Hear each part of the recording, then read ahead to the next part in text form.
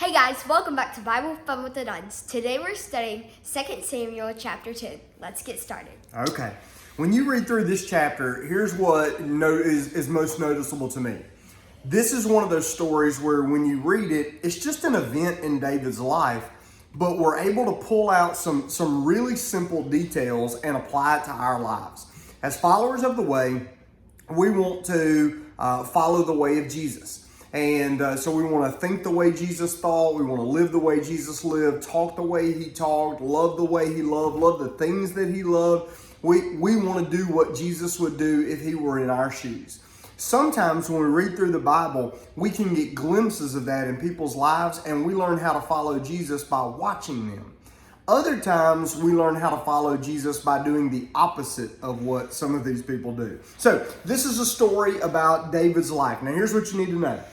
David is the king. He's been the king for a while now, and another king in a kind of another area has died. David is now at a place where he's going to send officials, and this is a very kingly thing to do. He's sending a royal delegation basically to the funeral to go give comfort and give their condolences. But when these guys get there, the new king, so the dead king had a son, the son becomes the king, but he doesn't really know how to be a king yet. And so the one thing he's got is power, and the one thing he's missing is wisdom. And when you got power without wisdom, you got trouble. And so he sees these guys, and he hears his friends talking, and they say, look, they're not here to be nice to you. They're here and they're spies. So they take them and they shave their beard, which was a sign of like, they really wanted to humiliate them. Then they cut their shirts and their robes really short. Probably is, it exposes the upper part of their leg at the very least. And I mean, that's embarrassing. They're trying to embarrass these guys.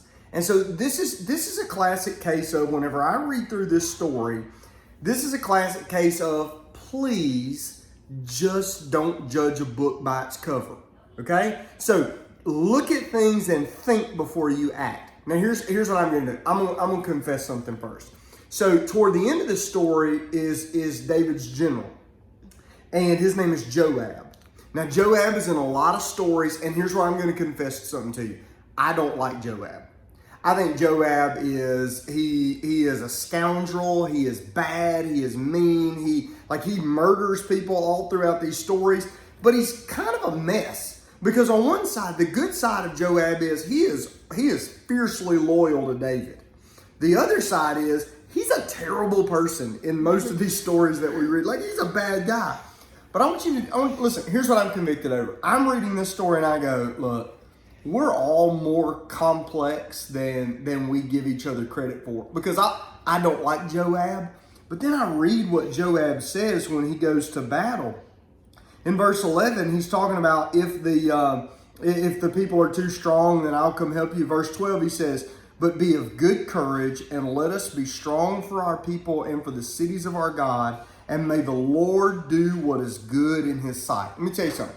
In my mind, I want to just go ahead and paint Joab with a broad stroke and say everything he does is always shady and it's always bad. But I'm going to tell you what, this right here, this is good stuff. I like where his mind's at. I like where his heart's at. I like how he's thinking this through, and I like how he's trusting God. He is not all bad, and he is not all good. You know what that makes him?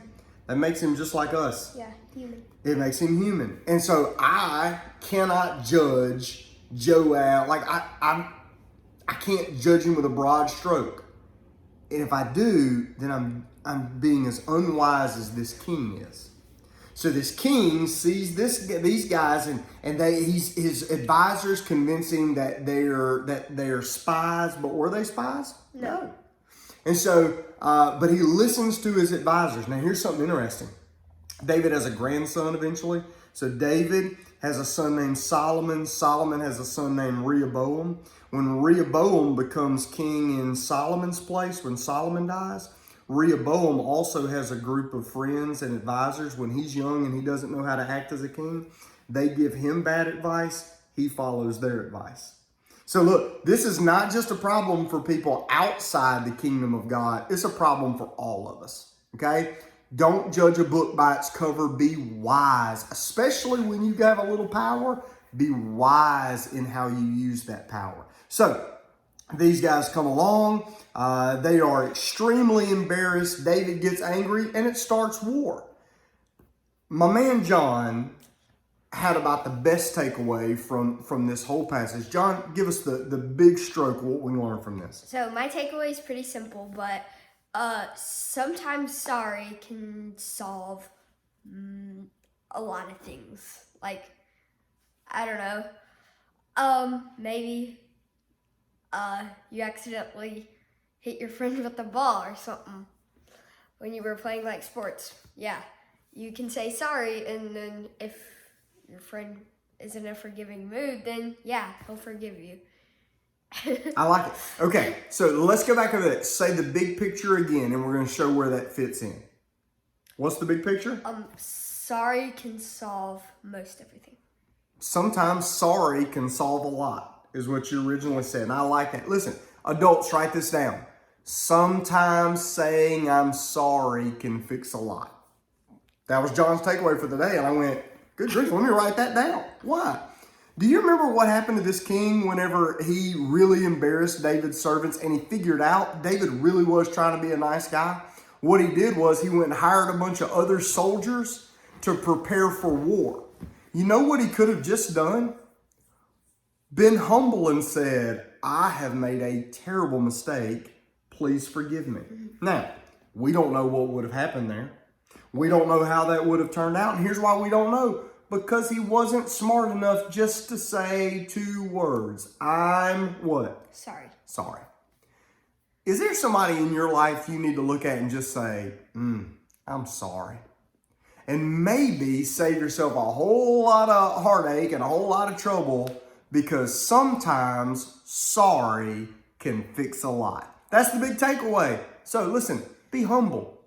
Don't judge a book by its cover. Understand this is all very complex. These are real people. And sometimes sorry can fix a lot. Enjoy. We'll see you tomorrow. Bye.